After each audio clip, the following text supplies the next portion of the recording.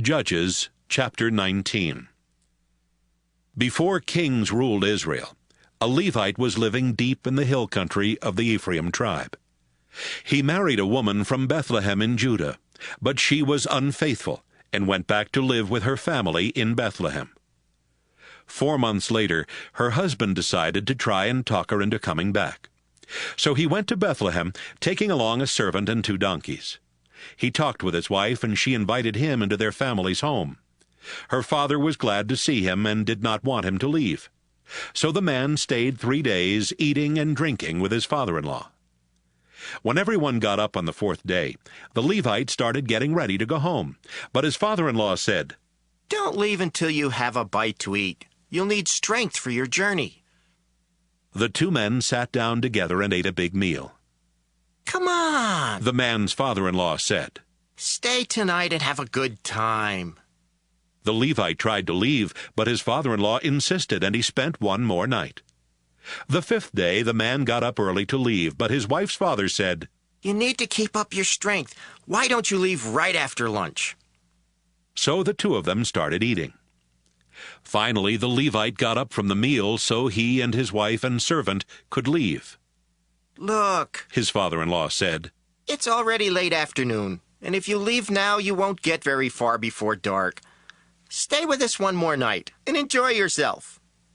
Then you can get up early tomorrow morning and start home." But the Levite decided not to spend the night there again. He had the saddles put on his 2 donkeys. Then he and his wife and servant traveled as far as Jebus, which is now called Jerusalem. It was beginning to get dark, and the man's servant said, "Let's stop and spend the night in this town where the Jebusites live." "No," the Levite answered. "they aren't Israelites, and I refuse to spend the night there. We'll stop for the night at Gibeah, because we can make it to Gibeah, or maybe even to Ramah before dark." They walked on and reached Gibeah in the territory of Benjamin just after sunset. They left the road and went into Gibeah, but the Levite couldn't find a house where anyone would let them spend the night, and they sat down in the open area just inside the town gates. Soon an old man came in through the gates on his way home from working in the fields.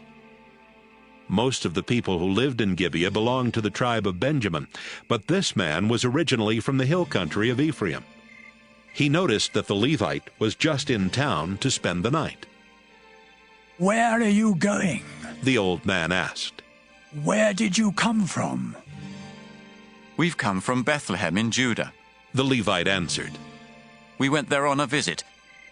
Now we're going to the place where the Lord is worshipped, and later we will return to our home in the hill country of Ephraim.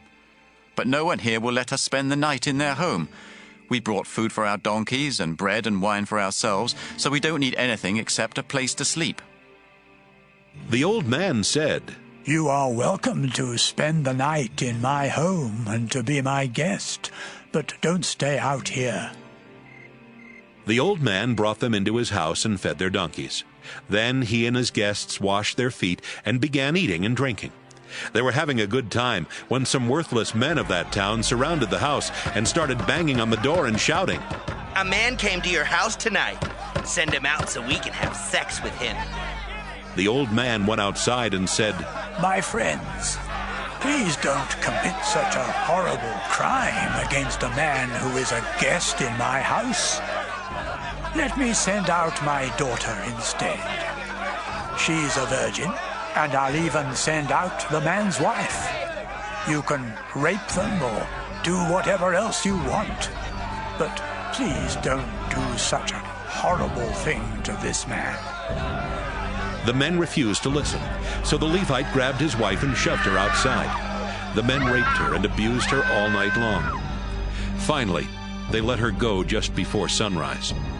And it was almost daybreak when she went back to the house where her husband was staying. She collapsed at the door and lay there until sunrise. About that time, her husband woke up and got ready to leave. He opened the door and went outside, where he found his wife lying at the door with her hands on the doorstep. "Get up," he said. "It's time to leave." But his wife didn't move. He lifted her body onto his donkey and left. When he got home, he took a butcher knife and cut her body into 12 pieces. Then he told some messengers, Take one piece to each tribe of Israel and ask everyone if anything like this has ever happened since Israel left Egypt. Tell them to think about it, talk it over, and tell us what should be done. Everyone who saw a piece of the body said, This is horrible! Nothing like this has ever happened since the day Israel left Egypt.